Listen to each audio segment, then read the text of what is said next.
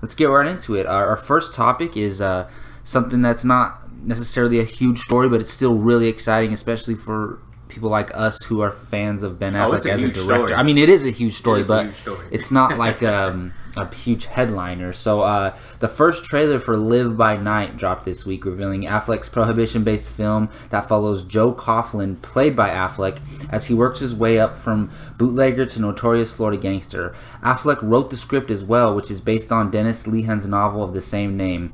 Live by Night also stars Elle Fanning, Brendan Gleeson, Sienna Miller, and Zoe Saldana, and has a limited December release date, but will expand everywhere on January 13th of next year. So, Gio, you've watched the Live by Night trailer. What did you think? Well, first, can you do film fans and movie lovers a favor and explain to everyone else why the movie's releasing in January, a month that's typically known as a landfill? Is this because it's a bad movie or what? Not at all. It's actually quite the opposite. If you heard what I said earlier, it's getting a limited December release date. So, in order for a lot of movies do this, take a look at American Sniper from a couple years ago. They get a limited release date in December because all a film has to do to qualify for the Oscars is play. It has to be a theatrical play in theaters, and it has to play at least one screening in LA and one in New York. That's the minimal qualification. So, Live by Night is probably going to play in LA and New York late December, and then it'll expand to the rest of the country and the world in January. And you best believe this movie's going to have Oscar consideration. What was Ben Affleck's last film? Argo. And what did it do at the Oscars? It won Best Picture and Best Screen. I think so, but I know it won Best Picture. So there you go. It is not being dumped in January. It is quite the opposite. It is being prepped for Oscar season. Yes. I mean, you could call it Oscar bait if you want, but his films are that great. All three of his films are amazing. And with that being said, guys, it's Ben Affleck. This guy knows how to direct. If you're still judging him off of Geely and Daredevil, you're an idiot. But you're stuck in the past. Yeah. If you have not seen The Town, Gone Baby Gone, or Argo, this guy's 3 for 3 right now. He's batting 1,000. And for this movie, like, you think about what he did with Argo and the period piece. That movie was set back in the 60s or 70s. This one's set back in the 20s. Yeah, around there. Yeah, Prohibition era. Yeah.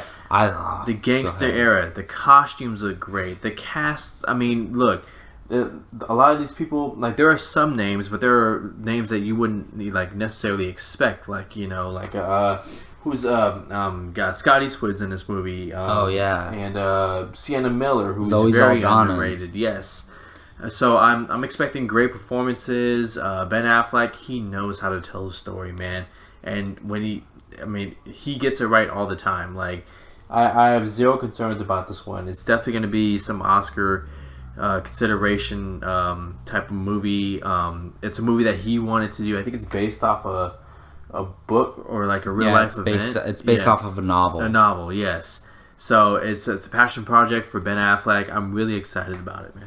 Yeah, so for me, this has everything that I would look for in an Oscar-type movie. But I will say, I didn't love the trailer. Okay. Like, I am so excited for this movie. Like, it's crazy to think. If this is really getting a December release date, he has 2 more movies coming out this year. And I think I might throw them both possibly in like my top 5 most anticipated for the rest of the year. The Accountant and Live by Night. But the trailer for me, I feel like it just showed too much. It went on too long. Like, sure. I feel like it could have been cut off like halfway through, and I'm good. That's all I want to see. But that doesn't necessarily mean it was bad. It was just, I feel like it showed too much. But the trailer aside, Ben Affleck directing. Gone Baby Gone is like, dude, I love that movie. And The Town and Argo are great. So, and he just won Best Picture. And for me, I'm a history nut. Like, I love history, and my favorite time era is like the 1920s to the 1930s. That is my favorite time era. And to go back to this time period and directed by Ben Affleck, this cast, I cannot freaking wait, dude. This is going to be amazing. I'm hoping he gets a Best Director nomination, which he did not get for Argo, which doesn't make sense. His movie won Best Picture, and why? Because it was directed great. Yeah. But he didn't get nominated, which doesn't make sense to me.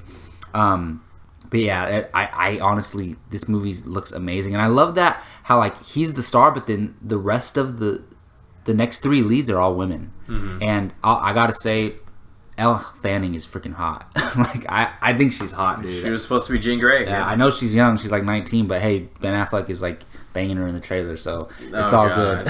Anyways,